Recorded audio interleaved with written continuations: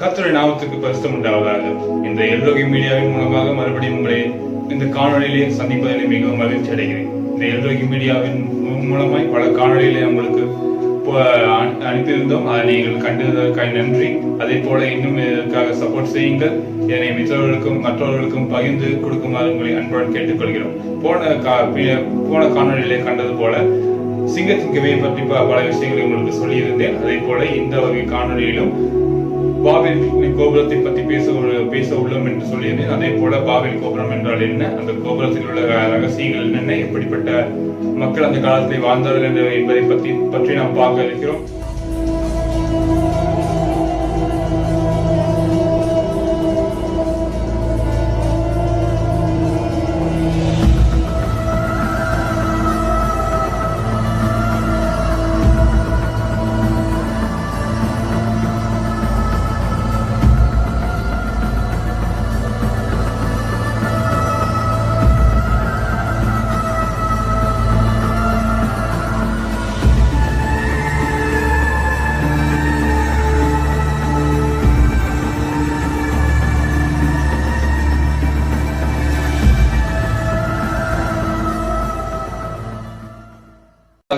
அந்த பாபில் கோபுரம் என்றால் என்ன என்ற விஷயத்தை பார்க்க இருக்கிறோம். அதே போல இந்த விஷயங்கள் உங்களுக்கு தெரிந்திருக்கலாம், தெரியாத விஷயங்களாக கூட இருக்கலாம்.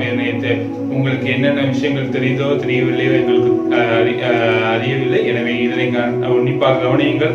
பல விஷயங்கள் உங்களுக்கு தெரிய வரும். அதே போல இந்த பாபில் கோபுரத்தில் இருக்கிற ஒவ்வொரு விஷயங்களையும் எப்பொழுது நாம் காண உள்ளோம். எனவே பாபில் கோபுரம் என்றால் என்ன, அதற்கான காரணம் என்ன, அதை கட்டுவதற்கான மக்கள் எடுத்த முயற்சிகள் என்னென்ன, அந்த இடத்தை யார் ஆண்டார்கள் என்பதை எல்லாம் விரிவாக பார்க்க உள்ளோம். எனவே முக்கியமான காரியம் என்னவென்றால், இந்த பாபில் கோபுரத்திற்கு காரணம் மக்கள் கூடி வாழ வேண்டும் நினைத்துக் கொண்டதுதான் முக்கியமான காரணம். பாபில் கோபுரத்தை ஒட்டியுள்ள பகுதிகளை பார்த்தோம் என்றால் மொழி, மற்றவரை கலாச்சாரங்கள், இதனை எவ்வாறு வெவ்வேறாக பிரியப்பட்டது, வெவ்வேறு மொழிகள் வெவ்வேறாக பிரியப்பட்டது என்பதை தான் இந்த காணொலியிலே பார்க்க உள்ளோம். அந்த காணொலியிலே முக்கியமாக முதலாவதாக இதற்கு தேவை என்ன, பாபில் கோபுரம் வருவதற்கான தேவை என்பதை பார்த்துள்ளோம். எனவே நோவா காலத்திலிருந்து அந்த ஜலத்திலிருந்து மக்கள் வெளியே வருகிறார்கள். பேழைக்குள்ளிருந்து வரும்பொழுது அவர்களுடைய வாழ்க்கையை தொடங்குகிறார்கள். அப்பொழுது நோவா அவர்களுடைய குடும்பத்தினர், வம்சத்தினர் எல்லாம் சேர்ந்து அந்த பேழையிலிருந்து வெளியே அங்கு மறுபடியும் தங்களுடைய வாழ்க்கையை தொடங்குகிறார்கள். எனவே அந்த இடத்திலிருந்து தொடங்கும் பொழுது அவங்களுடைய வம்சாவளிகள் பிரிந்து கொண்டே இருக்கிறது. அப்போ இதற்கு பாபில் கோபுரத்துக்கு என்ன சம்பந்தம் என்றால், இதிலிருந்து பிரிந்து வருகிறது ஒவ்வொரு ராஜ்யங்களை, ஒவ்வொரு காலகட்டத்திலும் ஒவ்வொரு மக்கள் வருகிறார்கள். இந்த வழியிலே தான் இந்த பாபில் கோபுரம் கட்டுகிற பணியும் நடக்கப்படுகிறது. எனவே இந்த பாபில் கோபுரத்திற்கான முக்கியத்துவங்கள் என்னவென்று பார்த்தோம் என்றால், பாபில் கோபுரமானது மிகவும் உயரமாக கட்ட வேண்டும் என்று மக்கள் நினைக்கிறார்கள். அதற்கு காரணம் என்பதை பார்க்க உள்ளோம். அதே போல இந்த பாபில் கோபுரமானது இப்பொழுது இருக்கிற துபாயில் உள்ள புர்ஜ் கலிஃபா என்கிற கட்டிடத்தை காட்டிலும் 3 மடங்கு உயரமான கட்டிடம் என்று அந்த வேத வல்லுநர்களும் அது இல்லாமல் ஆராய்ச்சி செய்கிறவர்களும் அவர்கள் சொல்கிறார்கள் 3 மடங்கு பெரிதாக கட்ட நினைத்தவன் மக்கள் என்பதை. அதே போல இப்பொழுது துபாயில கிரீக் டவர் என்று கட்டி கொண்டிருக்கிறார்கள். அது 1000 அடி. இதனை காட்டிலும் மிகவும் பெரியதாக கட்ட நினைத்தார்கள் மக்கள் என்று சொல்லப்படுகிறது. இதுதான் அந்த பாபில் கோபுரத்தின் முக்கியத்துவம். அதாவது மிகவும் உயரமான கட்டிடம், அது பல அறைகள், வீடுகள் உள்ளடக்கப்பட வேண்டும் என்று மக்கள் நினைக்கின்றனர். எனவே இந்த பாபில் கோபுரத்தை பற்றி வேதாகமம் சொல்லியிருக்கிறது. அதற்கான காரியங்களை தான் இன்றைய நாம் பார்க்க போகிறோம். எனவே பாபில் கோபுரத்தை பற்றி ஆதியாகமம் 10:11 மிகவும் முக்கியமானது. ஒன்றுக்கொண்டு தொடர்புடையதுதான் இந்த ஆதியாகமம். ஆதியாகமம் 11ஆம் அதிகாரத்தை பார்த்தீர்கள் என்றால் பாபில் கோபுரத்தை கட்டுமான முயற்சிக்கு வந்து பல வழிகளை எடுக்கின்றனர் மக்கள். அதுல இருந்து 1ஆம் வசனத்திலிருந்து 9ஆம் வசனம் வரை கொடுக்கப்பட்டதுதான் பாபில் கோபுரத்தினான முக்கியமான காரணங்கள் என்னவென்று நாம் பார்க்க உள்ளோம். அதே போல இந்த பாபில் கோபுரத்திற்கான தொடர்புடைய காரியங்களையும் 10ஆம் அதிகாரத்தில் பார்க்க இருக்கோம். எனவே நோவா வருகிறார், அவருடைய வம்சாவளிகள் வருகிறது. 10ஆம் அதிகாரத்தில் பார்த்தீர்கள் வம்சாவளியை பற்றி சொல்கிறார், இவர்களுக்கு அடுத்த இவர்கள் என்று. அதில் ஒரு இடத்தில் மாத்திரம் பல விஷயங்களை வந்து அவர்கள் இவர்களால் இந்த விஷயங்கள் நடக்கப்பட்டது என்று ஒரு குறிப்பிட்ட பகுதியை மாத்திரம் சொல்கிறார்கள். மித்தவர்களுக்கெல்லாம் வம்சாவளியாக போனது ஆனால் இந்த இடத்தில் மாத்திரம் சில பேர்களுக்கு மாத்திரம் அவர்கள் என்ன செய்தார்கள் என்று குறிப்பிடத்தக்கது. அப்ப இந்த 10ஆம் அதிகாரத்தை நீங்கள் பார்த்தீர்கள் என்றால் ஏதோ ஒரு தொடர்கதையாக பார்க்காமல் ஒரு நீண்ட ஒரு விஷயங்களாக பார்க்க வேண்டும். நீண்ட காலங்களாக நீங்கள் அதை பார்த்தால் மட்டும்தான் அது உங்களுக்கு புரியும். எனவே இந்த 10ஆம் அதிகாரத்திற்கு நடந்த விஷயங்கள் என்னவென்று நம்ம பார்க்க உள்ளோம். 11ஆம் அதிகாரத்தில் தான் நம்ம பாபில் கோபுரத்தை பற்றி பார்க்க உள்ளோம். அதே போல இந்த பாபில் கோபுரம் வந்து கட்ட எழுப்பப்படுகிறது. எப்படி என்றால் அதே போல மக்கள் கிழக்கை நோக்கி செல்கிறார்கள். மழையெல்லாம் நின்று விட்டது. பின்பு அவர்களுடைய வாழ்க்கை தொடங்கும் பொழுது கிழக்கை நோக்கி செல்கிறார்கள். கிழக்கை நோக்கி செல்லும் போது சினையா தேசம் என்பதை கண்டறிகிறார்கள். அங்கே இருந்து மக்கள் வாழ விரும்புகிறார்கள். அதே போல சினையா தேசத்தில் என்னென்ன பகுதிகள், என்னென்னமான நகரங்களும் என்னென்னமான விஷயங்கள் எல்லாம் இருந்தது என்பதை நீங்கள் 10ஆம் அதிகாரத்தில் கூட பார்க்க முடியும். எனவே சேர்ந்து பார்ப்போம். அதே போல 11ஆம் அதிகாரத்தில் பார்த்தீர்கள் என்றால் 11ஆம் அதிகாரத்துக்கும் 10ஆம் அதிகாரத்துக்கும் ஒரு முக்கியமான தொடர்பு உண்டு. என்ன ஒரு தொடர்பு என்றால் 10ஆம் அதிகாரத்தில் கடைசி பகுதியில் பார்த்தீர்கள் என்றால் வெவ்வேறு பாஷைகளாக பிரிந்து மக்கள் செல்வார்கள். ஆனால் 11ஆம் அதிகாரத்திலே ஒரே பாஷை என்று குறிப்பிடப்படும். அப்பொழுது 10ஆம் அதிகாரத்தில் பார்த்தீர்கள் என்றால் ஒருவனுடைய காட்சியின் கீழ் வந்து மக்கள் வாழ்கிறதை காண்பிப்பார்கள். 10ஆம் அதிகாரத்தில் 11ஆம் அதிகாரத்தில் பார்த்தீர்கள் என்றால் அதற்கான அந்த ஆட்சியில் தான் எடுத்த முயற்சி தான் அந்த பாபில் கோபுரம் என்பதை பார்க்க உள்ளோம். அதே போல இதனுடைய உயரத்தை பற்றி நான் முன்பே சொன்னது போல இந்த உயரமானது இந்த என்னவென்று இவர்கள் குறிப்பிடுகிறார்கள். இங்கே வேத பகுதியிலே பார்த்தீர்கள் என்றால் அவர்கள் சொல்லும் பொழுது பூமியின் மீதெங்கும் சிதறி போகாதபடிக்கு நாம் ஒரு நகரத்தையும் வானத்தை அளவும் சிகரம் உள்ள ஒரு கோபுரத்தையும் கட்டி அப்பொழுது நமக்கு ஒரு பேர் உண்டாக்க வேண்டும். 4ஆம் வசனத்தில் பார்த்தீர்கள் 11ஆம் அதிகாரம் 4ஆம் வசனத்தில் பார்த்தீர்கள் என்றால் முக்கியமான சில விஷயங்கள் பேசப்படுகிறது. என்னவென்று விஷயங்கள் பார்த்தீர்கள் என்றால் கடவுள் இவர்களை ஆசீர்வதித்து நோவாவின் குடும்பத்தையும் வம்சாவளியையும் ஆசீர்வதித்து என்ன சொல்கிறார் என்றால் நீங்கள் பூமி எங்கும் போய் சிதறி போய் அங்கங்கே உங்களுடைய ஜனத்தை வந்து பெருக்க வேண்டும். இதுதான் முக்கியமான விஷயம். எனவே இவர்கள் இங்கே என்ன நடக்கப்படுகிறது என்றால் அங்கு சிதறி போகாமல் ஒரே பக்கமாய் கூடி தங்களுக்கு இன்னொரு நகரத்தை கட்ட வேண்டும். எதுக்கு என்றால் தங்களுக்கு ஒரு பாதுகாப்புக்கு வேண்டி. பின்பு அதே போல ஒரு கோபுரத்தையும் கட்டி எழுப்புகிறார்கள். இப்ப எப்படி என்றால் கோபுரம் எப்படி கட்டுகிறார்கள் என்றால் இப்போ ஒவ்வொரு நாடு எடுத்தீங்கன்னா ஒவ்வொரு நாட்டுக்கும் ஒரு கோபுரம் உண்டு. டவர் என்பார்கள். இதோடைய பேர் டவர் ஆஃப் பாபில் என்பதை போல அமெரிக்காவுக்கு ஒரு டவர் இருக்கும். துபாய் என்றால் அதுக்கு ஒரு டவர் வைத்திருப்பார்கள். அவர்களுடைய சீக்கிரம் அதாவது அவர்களுடைய பெருமிதத்தை காட்டுவது வண்ணமாக அந்த கோபுரங்கள் அமைந்திருக்கும். எனவே நீங்கள் பாத்தீங்கன்னா பாரிஸ் என்றால் ஈஃபில் டவர் உண்டு. அதே போல இதெல்லாம் சிறப்பம்சங்கள் அந்த நாட்டிற்குரிய சிறப்பம்சங்களாய் பார்க்கப்பட்டது. அதே போல இந்த பாபிலில் உள்ள மக்கள், அதாவது சினையா தேசத்தில் உள்ள மக்கள், அவர்கள் எடுக்கிற முயற்சி தான் இந்த பாபில் கோபுரம். எனவே அவர்கள் என்னவென்று சொல்லுகிறார்கள் என்று நாம் மறுபடியும் பார்க்க இருக்கிறோம். எனவே பின்னும் அவர்கள் தன் பூமியெங்கும் சிதறி போகாதபடிக்கு நாம் ஒரு நகரத்தை கட்டுவோம். இந்த நகரத்தை கட்டுவோம் என்பது ஆண்டவர் சொல்கிறது போல நாம கூடி இருக்க வேண்டும் என்று சொல்கிறார்கள். ஆனால் இங்கே கடவுள் என்ன சொல்கிறார் என்றால் ஆண்டவர் நீங்கள் சிதறி போய் பூமி எங்கும் பழுகி பெருக வேண்டும் என்று சொல்கிறார். அதே போல அவருக்கு இன்னொன்னையும் கூட சேர்க்கிறார்கள். வானத்தை சிகரம் உள்ள ஒரு கோபுரத்தையும் கட்டி நமக்கு பேர் உண்டாக்குவோம், அவர்களுக்கு பேர் உண்டாக்குவோம் வாருங்கள் என்று சொல்லி அவர்கள் அந்த விஷயத்தை முன்னெடுத்து போகிறார்கள். எனவே இது முக்கியமான விஷயம். அப்போ இங்கே இவர்கள் என்ன சொல்றாங்க, வானத்தை அளவு கோபுரம், வானத்தை சிகரத்தின் அளவு கோபுரத்தை கட்டுவோம் என்று வாருங்கள் என்று சொல்கிற விஷயத்தில் ஒரு 4-5 விஷயங்களும் என்று பார்க்கிறோம். என்ன விஷயம் அங்க வானத்தின் அளவு? அப்போ வானத்தின் அளவுக்கு என்ன விஷயங்கள் முன்பாக கொடுக்கப்பட்டிருக்கிறது என்பதை பார்ப்போம். அப்பொழுது பாபிலோன் கலாச்சாரத்தில் வானத்தை 7ஆக பிரிக்கிறார்கள், 7 அளவுகளாக பிரிக்கிறார்கள். அதாவது நாம் பார்க்கிற இந்த வானம், அதற்கு மேலுள்ள நட்சத்திரங்கள், அந்த மண்டலங்கள், அதற்கு பின்பு அந்த நட்சத்திர மண்டலத்தில் அந்த வானத்தில் அந்த பகுதியில் அவர்கள் 5ஆக பிரிக்கிறார்கள். பின்பு கடவுள் இருக்கிற வானம் தான் 7வது வானம் என்கிறார்கள். பாபிலோன் வம்சத்தினர். எனவே அதே போல நம்ம வேதாகமத்தில் பார்த்தால் 3வது வானம் வரை எடுத்துக்கொள்ளப்பட்டவர்கள் சொல்கிறார்கள். 3வது வானம் என்று பார்த்தால் 1வது வானம் நாம் பார்க்கிற வானம், 2வது வானம் நட்சத்திரங்கள் அதை 5ஆக பிரித்து அந்த வானத்தை தான் அவர் 2வது வானம் என்று இங்கே சொல்லப்படுகிறது. அதே போல கடைசி வானம் தான் ஆண்டவர் இருக்கிறார் என்று கருதப்படுகிறது. அந்த வானத்தை தான் இங்கே கூறுகிறார்கள். எனவே இவர்கள் வானத்தை உயர அளவு கட்ட வேண்டும் என்று அவர்கள் நினைக்கிறார்கள். இதிலே ஒரு பின்னாடி பின்புல திட்டங்கள் நிறைய இருக்கிறது. அதை பற்றி நாம் பார்க்க போகிறோம்.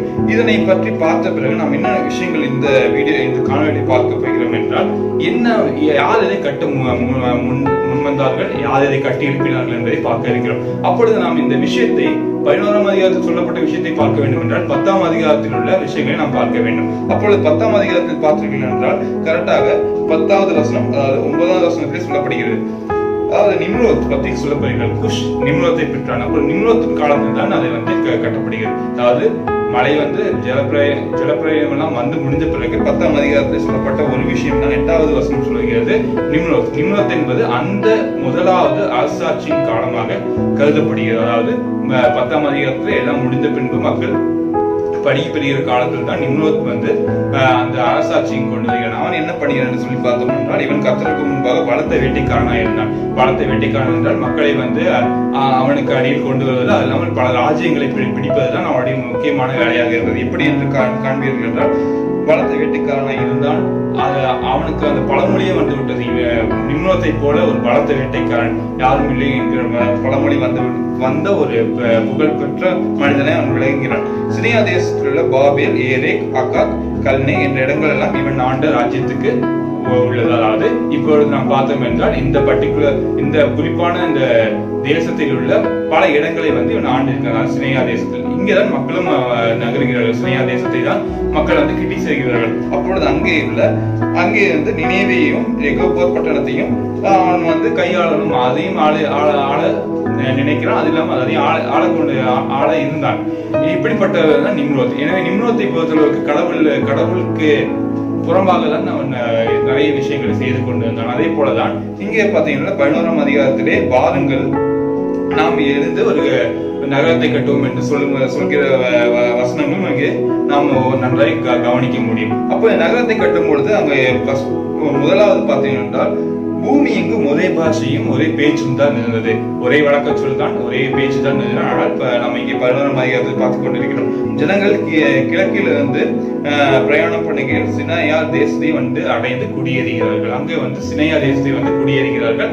அங்குதான் நாம் சொன்ன பாபேல் கட்டிடத்தை எழுப்புகிறார்கள். அப்பொழுது 4ஆம் வசனத்தை நாம் முன்னாடியே கண்டிருந்தோம்.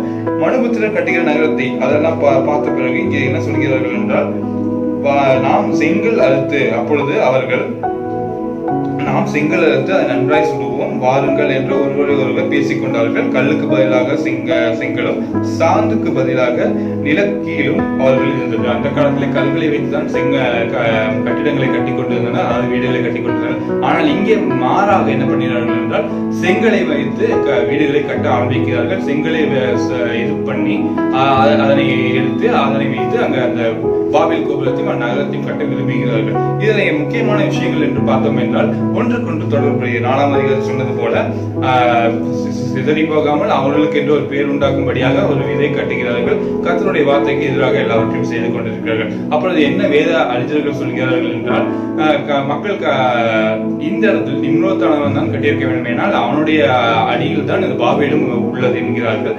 இந்த நிம்ரோத்தானவன் அவனுக்கு கடவுளுக்கும் எதிராக உள்ளவன். எனவே அவன் தன்னுடைய பேர் புகழ்ச்சிக்காகவும் தான் ஆண்டிய அரசாட்சிக்காகவும் அந்த பாபேல் கோபுரத்தை கட்டி எழுப்ப வேண்டும் என்று விரும்பியுள்ளான்.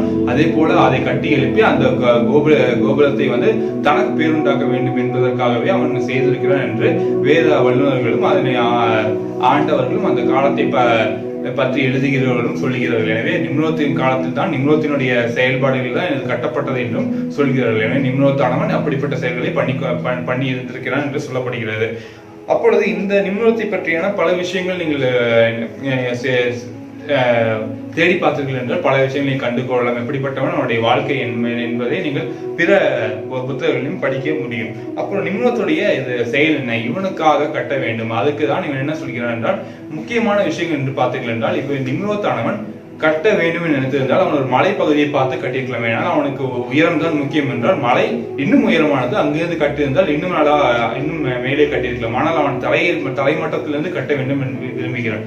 அப்படி கட்டி அவனுக்கு அந்த பின்புறத்தில் பார்த்தீர்கள் என்றால் கடவுளை விட நான் தான் முன்மாதிரியா இருக்க வேண்டும், கடவுளை விட நான் தான் முக்கியத்துவமாக வேண்டும் என்று சொல்லி கடவுளுக்கான ஸ்தானத்தை இவன் எடுத்துக் கொள்ள வேண்டும் என்று விரும்பியபடியால் அவன் அதை கட்டுவதற்காக அவன் எப்படி அவன் சொல்கிறான் என்று சொல்கிறார்கள் பார்த்தால், வாருங்கள் நமக்கு பேருண்டாக்கவும் வானத்தை தொடுமளவும், அதாவது அங்கு ஒரு மறைமுகமாக ஒரு விஷயத்தை அவனுக்கு என்று அவன் ஏற்படுத்திக் கொள்ளவும் அவனை முக்கியத்துவம் வைத்து பண்ணவும் என்று விரும்பியுள்ளான். எனவே அவன் தான் அங்கே கடவுளாகவும் அவன் தான் எல்லாவற்றுக்கும் முதன்மையாகவும் இருக்க வேண்டும் என்று சித்தரித்துக் கொண்டு அவன் இந்த விஷயத்தை தொடங்கியுள்ளான். இது அவன் சொல்லுகிறதை பார்த்தீர்கள் என்றால், வாருவோம் நம்ம ஒரு பேருண்டாக்குவோம், நம்ம ஒரு கோபுரத்தை கட்டுவோம், அது வானத்துக்கு மேலாக இருக்க வேண்டும் என்று அவன் கூறுகிறான். எனவே மக்களும் அதை சேர்ந்து கட்ட விரும்புகிறார்கள், கட்டி கொண்டிருக்கிறார்கள்.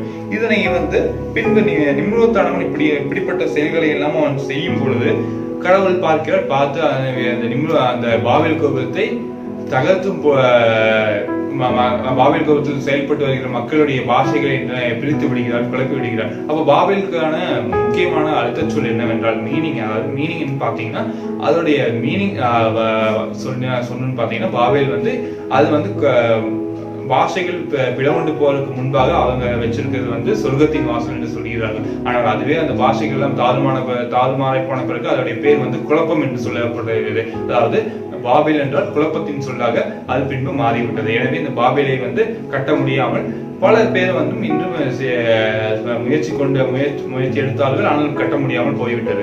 அதே போல கடவுளுடைய இரக்கத்தை பாருங்கள். மக்கள் மீது அவருக்கு மிகவும் இரக்கமாய் கிருபையா என்ன பண்ணார் என்றால், மக்கள் எதுவும் கொள்ளாமல் அவர்கள் செய்த முயற்சியை பிரித்து போட்டு அவர்களுக்கு கடவுள் என்ன சொன்னார் என்றால், எல்லாரும் பிரிந்து போய் அவர்களுடைய வலிக்கு பெருக வேண்டும் சொன்னார். அதை அவர்கள் மக்கள் எதுவும் சேதப்படுத்தாமல் அந்த விஷயத்தை அவர் செய்திருந்தார். அதே போல இங்கே பாஷையை குழப்பிடுகிறார். அதாவது 11ஆம் அதிகாரத்திலே பாஷையை குழப்பிடுகிறார். 10ஆம் அதிகாரத்தில் பார்த்தீர்கள் என்றால் அதனுடைய பிற்பகுதியில் பார்த்தீர்கள் என்றால் பாஷையை எவ்வாறு குழம்பி அது எப்படி எல்லாம் போனார்கள் மக்கள் என்பதை பார்க்க முடியும். அதுக்கு ஒரு எடுத்துக்காட்டாக ஒரு வசனத்தை நான் வாசிக்கிறேன். 20 வருஷம் பார்த்தீர்கள் என்றால், இவர்கள் தங்கள் தேசங்களிலும் தங்கள் ஜாதிகளிலும் உள்ள தங்கள் வம்சங்களின் படியையும் தங்கள் பாஷைகளின் படியையும் காமினுடைய சந்ததி. அதாவது 10ஆம் அதிகாரத்தில் பின்புறத்தில் பார்த்தீர்கள் என்றால் நிறைய சந்ததி வருகிறது. அதில் காமினுடைய சந்ததியை நான் வாசித்துள்ளேன். அவர்களுக்கு அப்படிப்பட்டதாக அவர்கள் பிரிந்து போகிறார்கள். அதாவது அவர்களுடைய பாஷையை வைத்து 20ஆம் வசனம் சொன்னபடியே பின்புறத்தில் பிரிந்து போகிறார்கள். 11ஆம் அதிகாரத்தில் சொன்னது எப்படி ஒரே பாஷை எப்படி பிரிந்து போனது என்று பார்த்தோம். அதே போல வரலாறு பக்கங்களையும் இன்னும் அந்த பாபேல் கோபுரம் என்றும் உள்ளது, ஈராக் பகுதியில் உள்ளது. அங்கே நீங்கள் சென்று போய் பார்த்தீர்கள் என்றால் இந்த பாபேல் கோபுரம் எப்படி இடிந்து விழுது என்பதை அவர்கள் சொல்கிறார்கள். இங்கே இடிந்து விழுது என்று சொல்லாமல் இங்கே இடிந்து விழுகவில்லை. பைபிளை பொறுத்தவரை அவர்கள் சொல்கிறது என்றால் அதனை விட்டு தங்கள் பாஷையின்படி பிரிந்து போனார்கள். ஆனால் அதை இன்னும் மக்கள் சொல்கிறார்கள் என்றால் அந்த வாழ்கிற மக்கள் அது பாஷை மாத்திரம் பிரிந்து போகவில்லை, ஆனாலும் அந்த கோபுரமும் கடவுளால் தகர்த்தப்பட்டது என்று சொல்கிறார்கள். எனவே இத்தனை விஷயங்கள் இந்த பாபேல் கோபுரத்தில் அடங்கியுள்ளது. எனவே இந்த விஷயத்தை இந்த பாபேல் கோபுரத்தை இடித்து விட்டாலும் பிறகு நேபுகாத் நேச்சர் பாபிலோனை ஆண்டவர் நேபுகாத் நேச்சர் அவரும் இதை கட்ட எடுத்துள்ள நடவடிக்கைகள் நிறைய உள்ளது. அது இல்லாமல் யூதர்களை பிடித்துக் கொண்டு போய் அவர்களை வைத்தும் கட்டியுள்ளார் என்பதையும் வரலாறு பக்கங்கள் சொல்கிறது. ஆனாலும் அவரால் கட்டி இதனை முடிக்க முடியவில்லை, முழுமையாக முடிக்க முடியவில்லை. பின்னர் அலெக்சாண்டர் படையெடுத்து வருகிற பாபிலோனை, ஆனாலும் அவரும் கட்ட முயன்றார், அவராலும் இதை கட்ட முடியவில்லை, அவரும் இறந்து போனார். அதே போல சதாம் ஹுசேன் அதனை கட்ட எடுத்துள்ளார், நிறைய முயற்சிகள் எடுத்தார், அதுவும் கட்ட முடியாமல் இன்றும் அந்த பாபேல் கோபுரம் ஒரு பிரத்யேகமான ஒரு வரலாறு முக்கியத்துவம் வாய்ந்ததாக உள்ளது. எனவே இங்கே இந்த விஷயத்தை பார்த்தீங்கன்னா தனக்கு பேருண்டாக்கும் அவர்களுக்கு முக்கியமானதாய் அவர்கள் தோன்றியபடியால் கடவுள் அந்த விஷயங்களை அவர்கள் குழப்பி விட்டார். எனவே கடவுளுக்கு எதிராக நடந்ததனால் இந்த விஷயங்கள் முக்கியத்துவமாய் பார்க்கிறது. எனவே இந்த பாபேல் கோபுரத்தை நீங்கள் வரலாறு பக்கங்கள் எடுத்து விட்டாலும் பிறகு பின்னான செயல்கள் எல்லாம் நடக்க வாய்ப்பு இல்லாமல் போகும். எனவே கடவுள் சொன்னதை அவர்கள் எதிர்த்து போனார்கள். எனவே இந்த பெருமையின் காரணமாக தான் இந்த ஒரு இதுதான் பாபிலோனுடைய அஸ்திபாரமாக கருதப்படுகிறது. நிம்ரோத் தான் பாபிலோனுடைய அஸ்திபாரம். எனவே இந்த பாபிலோனுடைய அஸ்திபாரமாக நிம்ரோத்தை வைத்துதான் பின்னாடி நேபுகாத்நேச்சர்களை வருகிறார்கள்.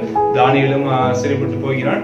அந்த காலத்தில் நடந்த விஷயங்களும் பார்ப்போம். எப்படி பாபிலோன் இடிந்து விழுந்தது, தலைமட்டமானது. அதாவது பாபிலோனானது எப்படி தன்னுடைய விஷயங்களை எல்லாம் இடிந்து போய் பின் வேறொரு ராஜ்யம் எழுந்தினது என்பதற்கான முதல் ஸ்தானமாக பார்க்கிறது தான் பாபேல் கோபுரம். பாபேல் கோபுரத்திலிருந்து பாஷைகள் பிரிந்து போன, அதே போல பல நாகரிகங்களும் அங்கிருந்து பிரிந்து போன.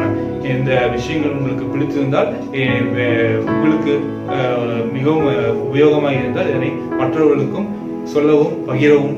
எனவே நீங்களே பார்த்து பயனடையும் என்று விரும்புகிறோம். அதே போல ஒவ்வொரு விஷயங்களுக்கும் பல வல்லுநர்களும் எழுதியிருப்பார்கள். அதே போல இந்த விஷயத்துக்காக பாபேல் கோபுரத்தை பற்றி மார்ட்டின் லூத்தர் என்ன சொல்கிறார் என்று பார்த்தோம் என்றால், இந்த இடத்திலே வானங்களையும் வானத்தின் சிகரத்தையும் தொட வேண்டும் என்று நினைத்தது ஒரு உயர்த்தி மாத்திரம் குறிப்பிடப்படவில்லை. அங்கே ஒரு ஆராதனைக்குரிய சிலமாக ஒன்றை அவன் எழுப்புகிறான் என்று அவர் சொல்லுகிறார். இதை முக்கியமாக சொல்கிறார்கள். எனவே இப்படிப்பட்ட மக்கள் வாழ்ந்த இடத்தில் தான் கடவுள் அவருடைய செயலை செயல்படுத்த வேண்டும் என்று அங்கே தாறுமாறாக்க. எனவே இதுக்கு உயரம் முக்கியத்துவம் இல்ல, கடவுளை எதிர்த்து போனதுதான் இங்கே முக்கியத்துவமாக கருதப்படுகிறது.